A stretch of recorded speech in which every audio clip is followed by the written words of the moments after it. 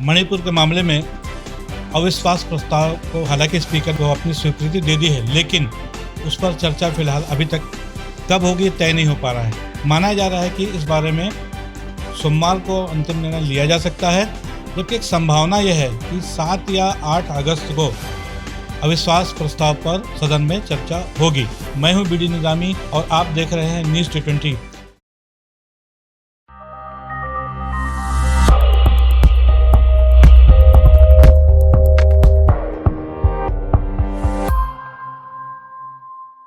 इसी बीच कल 29 तारीख को इंडिया मतलब जो विपक्षी दलों का जो गठबंधन है उसके सदस्यों ने मणिपुर का दौरा करने का अपना जो पहले निर्णय लिया था। कल 29 तारीख को इंडिया और विपक्षी दलों के लोग मणिपुर का दौरा करने के लिए निकल रहे हैं। इसके लिए तैयारियां उनकी हो चुकी हैं। राज्य सरकार की तरफ से जो तैयारियां हैं, राज्य सरकार का कहना है कि मणिपुर में हालात फिलहाल काफी नियंत्रित है। अब तक लगभग 6 FIR हुई है, इसमें 10 लोगों को अरेस्ट भी किया जा चुका है।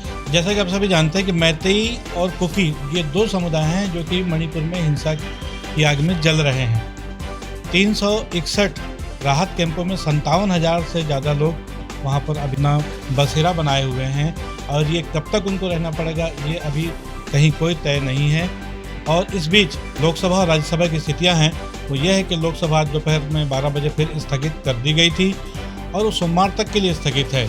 विपक्षी दल कल मणिपुर के दौरे पर जा रहे हैं और दूसरी तरफ मणिपुर पर चर्चा को लेकर के आम आदमी पार्टी के निलंबित नेता संजय सिंह और आम आदमी पार्टी के राघव चड्ढा जो कि विधायक भी हैं वो बहुत मुखर हैं और वो सीधा आरोप लगा रहे हैं कि जो केंद्र सरकार है वो अविश्वास प्रस्ताव पर चर्चा करना ही नहीं चाहती है। राघव चड्ढा ने तो ये भी कहा कि जब भी कुछ होता है तो केंद्र सरकार विधेयक ले आती है, उसको पारित भी कर लेती है, लेकिन जहाँ तक अविश्वास प्रस्ताव का मामला है वो स्पीकर की स्वीकृति के बाद भी एक तरह से ठंडे बस्ते में डाल दिया गया है। खास बात यह भी है कि 3 महीने का लगभग अरसा बीत चुका है, मणिपुर जल रहा है।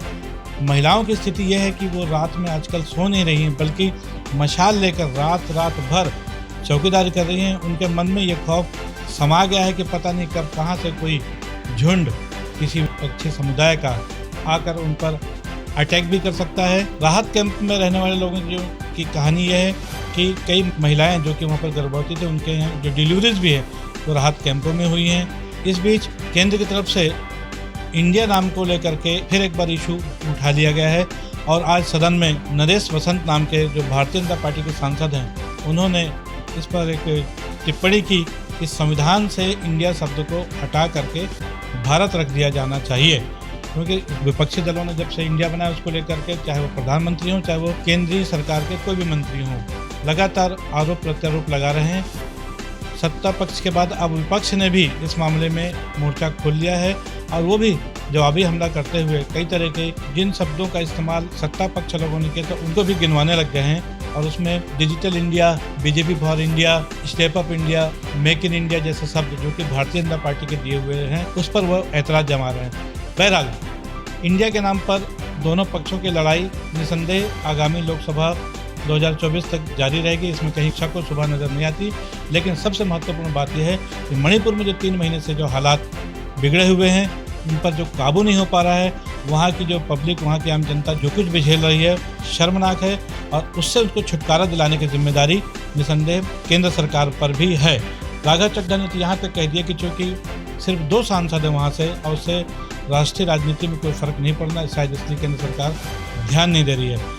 लेकिन राज्य में भारतीय जनता पार्टी की सरकार है, इसलिए पहली जिम्मेदारी भारतीय जनता पार्टी की है। अब सवाल सिर्फ यह है कि राज्य की भारतीय जनता पार्टी की सरकार और केंद्र की भारतीय जनता पार्टी की सरकार 3 महीने से जल रहे इस मणिपुर की आग पर कब काबू पा पाएगी।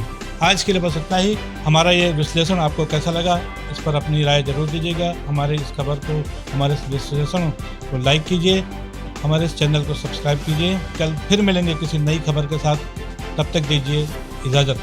जय हिंद, जय छत्तीसगढ़।